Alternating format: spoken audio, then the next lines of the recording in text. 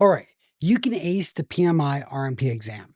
You can create the perfect risk register and you can follow every framework, and your risk management can still completely fail. Why is that? Because there's massive gap between textbook theory and project reality. I've been talking about the exam content outline for the risk management professional certification exam. Today, I'm just going to quickly go over that gap, that connecting the dots between textbook and reality. And we're going to go through as I share three critical lessons that they don't teach when you're taking your exam prep, and why stakeholders ignore your risks, and how to fix this, and how to recognize and recover from a risk fatigue and political navigation that we've all had to go through, and how to use it all to determine success in your projects. We've all been there. We've built a comprehensive risk register, we've sent it off to our stakeholders, and then they never read it. Why does this happen? Well, your risk register is boring. As much as you enjoy it, it's boring. It's a spreadsheet. It requires effort to read, and your stakeholders are busy. They don't see themselves in it. They don't see their names in it sometimes. Unless they're a risk owner, they're just not in there. So therefore, it feels abstract, not connected to what they care about, especially if you're looking at some senior individuals in your organization. And it's full of jargon, information that they just don't care about, probability scores, EMV calculations. This is just noise to your executives. And that is because your lists don't engage. Humans respond to stories. If it's too long, if it's a list of 50 or something risks, people are going to start to tune out. So what do you got to do? You need to start telling stories, not just listing off what's on your list. Instead of saying risk ID 47, vendor delay has a probability of 60%. Don't go off like that. Instead, just say, hey, our launch depends on vendor delivering by 15 June. They've missed 2 milestones already. And if we miss our market window and our competitor launches first, we're going to lose value for our project. And I need your help in contract escalation. Connect the dots to what the risk is or the issue and what they care about. Is it a budget focused sponsor? Then frame the risk in budget terms. If it's a reputation focused individual, frame the reputation impacts. Use the visuals, not just the spreadsheets. A red, yellow, green dashboard is great, and it beats a 50-line risk spreadsheet every time. Focus on your top 5, 10 risks. Most projects are going to have 3 to 5 that really matter, that most stakeholders are focused on. Focus your attention there. If they're your top 5 risks, they're probably the top 5 important to everybody, because they're most likely to throw everything off. If number 10 is important that week, bring it up or raise it up into those top 5 areas to get everyone's attention. Because once you have their attention, you can start moving forward in the right way. All right. Number 2, let's talk about risk fatigue. This is when your team just stops caring. You've been raising the same risk for 3 months. You send updates, you mention it in every meeting, and your team just stops listening. This is what we call risk fatigue. And it happens because too many project managers, they cry wolf. You say you have something critical constantly and nothing bad actually happens. So people stop believing in you. And once people stop believing you, you stop seeing action because you're raising too many risks. You're overwhelming them in volume. Again, you have 60 risks on your list and you're mentioning 20 of them at every meeting, and people start zoning out. So in order to get away from this, in order to recover from this scenario, reduce the noise. Cut the list from 25 back to those 5 we talked about before. Prioritize your list. Focus on what matters. Show wins when they happen.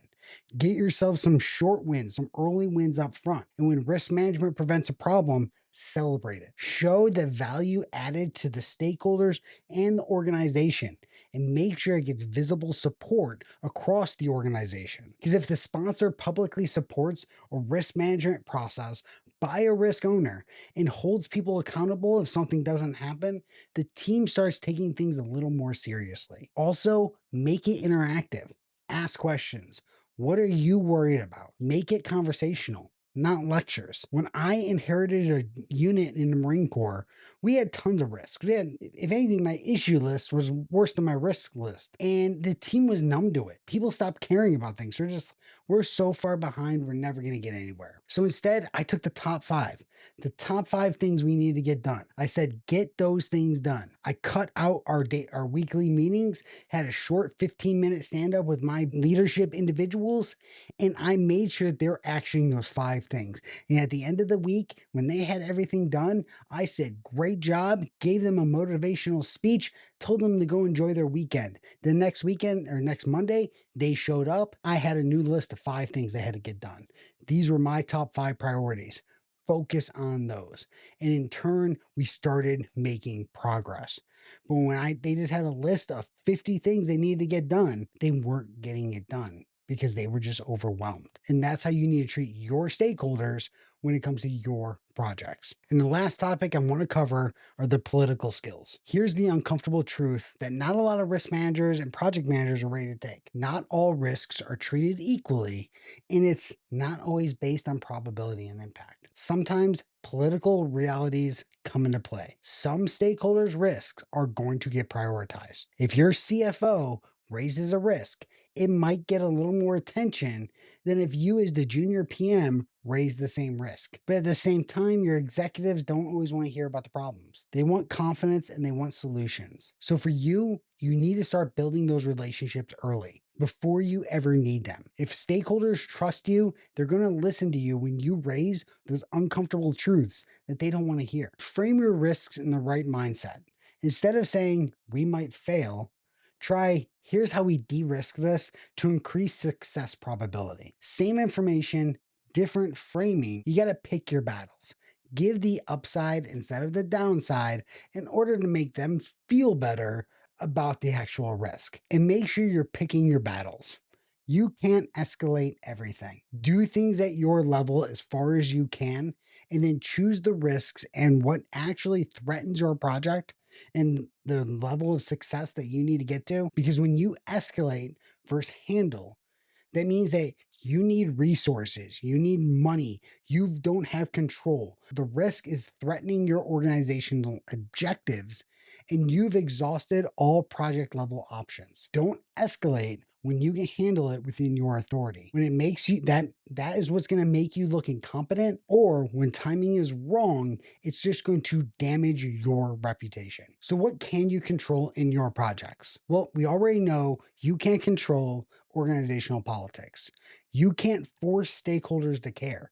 And you can't eliminate career risk from speaking the truth, but you can build relationships proactively so that you have trust when you need it. You can communicate strategically using stories, visuals, tailored messages, using actual communication instead of just throwing a generic register in your emails and hoping people read it and understand your huge Excel document. And you can focus relentlessly on the few risks that truly matter to you, your project, and your organization. This is all about developing the soft skills that make you effective regardless of the framework that you're using. So pick your battles and escalate when you actually need it. So that way people listen when it truly matters. Because the truth is, good risk management is part technical, but it's also partly a soft skill. But there's also political navigation that you have to throw into the mix. Because when you deal with executives, you can't avoid it. Certifications are going to get you that technical skills. That is what it's good for. Experience is going to get you the rest. These topics right here are not in the exam content outline.